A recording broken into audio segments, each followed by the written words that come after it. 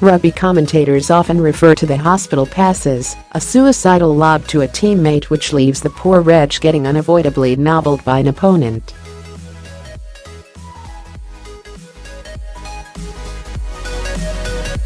Of all the ill-judged offloads that will take place in today's Six Nations kickoff, you're unlikely to witness one more wince-inducing than the pass Ross McEwan has chosen to catch.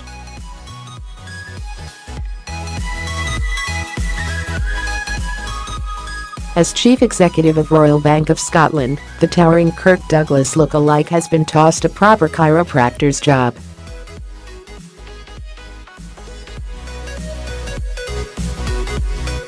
When he took the helm in 2013, state-owned RBS was a billion-pound loss-maker facing vast fines in America over mis-sold mortgage securities, and an object of public hate since Fred Goodwin had turned the once proud Scottish institution into a rancid pile of haggis meat.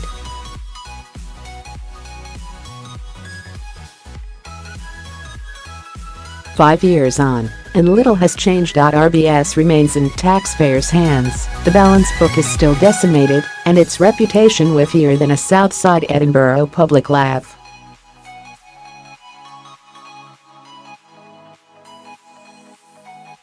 For McEwan, 60, public duffing-ups are therefore an everyday part of life. This week it was at the hands of the Treasury Select Committee, where he was grilled on the behavior of the bank's Global Restructuring Group, the notorious post-crisis unit accused of grinding many small businesses into the ground.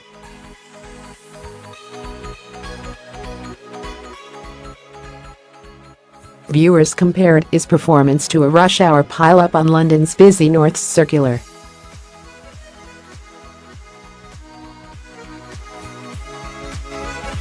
And to think, just 6 years ago McEwan was living with wife Stephanie on a peaceful cattle farm outside of Auckland breeding his own cows.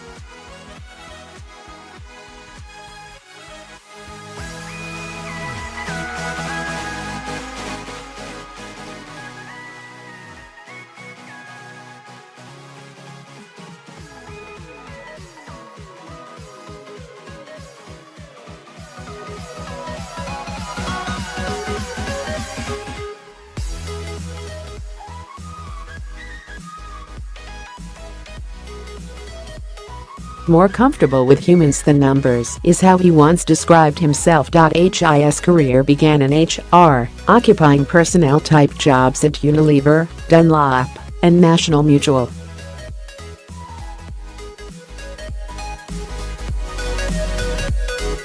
His big break came at AXA, where he rose to become one of the youngest chief executives in New Zealand, running the local operations aged just 40.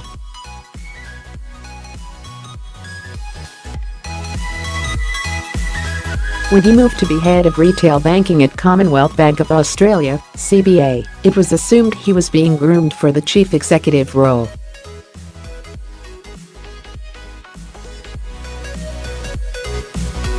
So when the top job came available in 2010, it appeared McEwan's for the taking. But it was not to be.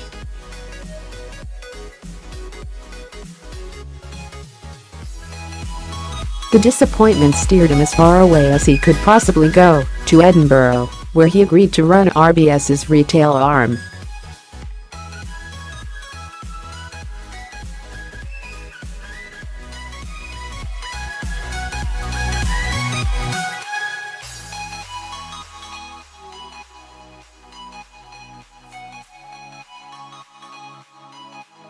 His pay, which peaked at £3.8 million 2 years ago, continues to rankle. Critics point out that McEwan has hardly set the Scottish heather on fire during his tenure.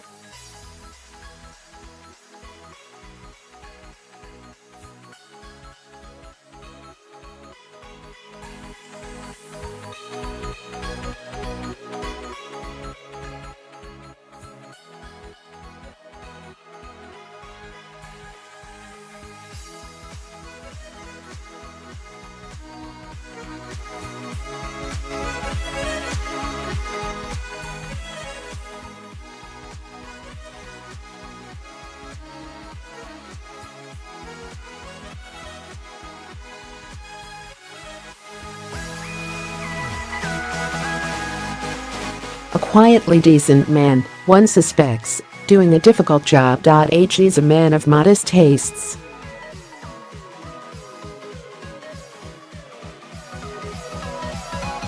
Not for him the deep pile carpeting, personalized leather car seats and seafood kitchens that Fred the Shred insisted upon.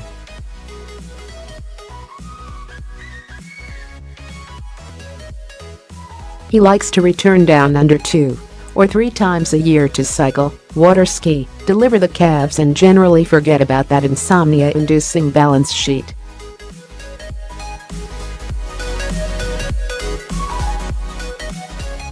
He was said to be in the running again last year for the CBA job, but told colleagues he has unfinished business at RBS.